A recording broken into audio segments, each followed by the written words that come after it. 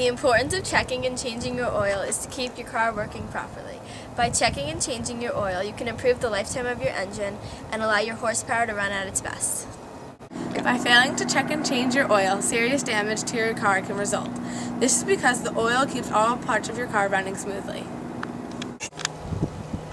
There are a couple of safety precautions you need to take before changing the oil in your car. First thing you need to do is you need to make sure that your car is on a level surface, or if it's up on ramps, so that you can get under it. The second thing you need to do is you need to make sure that your emergency brake is engaged so that the car doesn't move. The last thing you need to do is you need to pull this lever so that the hood will open so you can access the oil. Once you've released the lever to pop the hood, you come around to the front of your car and you pull out the safety latch and you pop the hood. Once you've opened the hood of your car, you have to locate the dipstick.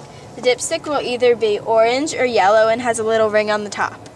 You have to pull the dipstick out and wipe it off with a rag. And then you're going to put it back in and you're going to completely reinsert it, and then you want to take it back out one more time and you're not going to wipe it off. Once you've taken out the dipstick the second time, you can check in your owner's manual to see what it says about reading the dipstick, and depending on what level it is, that's how much oil you'll need to add.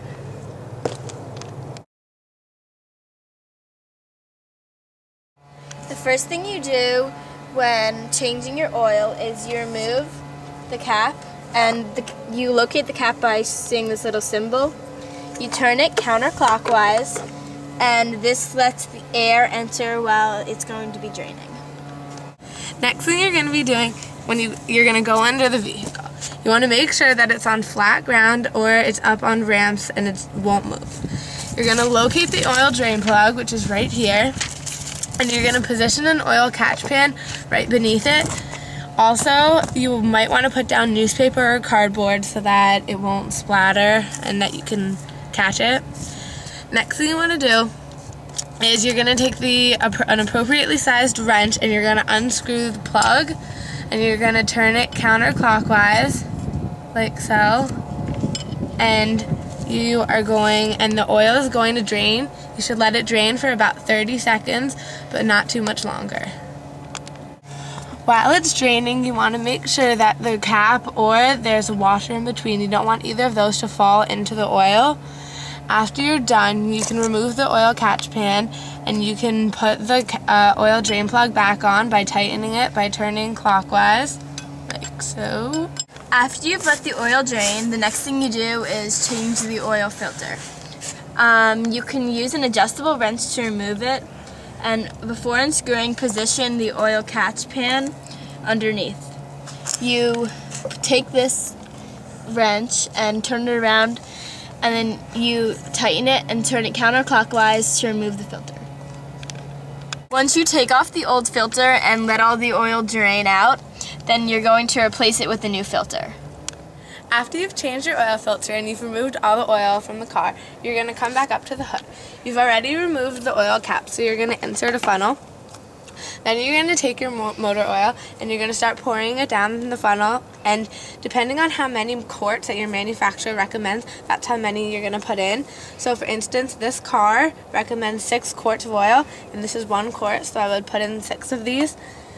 And after you're done pouring in your oil, you're going to remove your funnel and you're going to reinsert the oil cap back on, turning it clockwise. After you put the oil cap on, you're going to make sure that everything is back in its place, like the dipstick, and then you're going to close the hood. After you're completely done, you're going to remove the oil catch pan from underneath the car.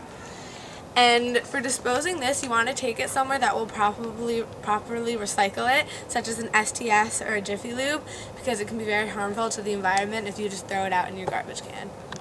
Once you're finished, you're going to check all your surroundings to make sure that you can't run over anything. And you will turn on your car and leave it idle for a few minutes, and then get out of your car and make sure nothing is leaking underneath it.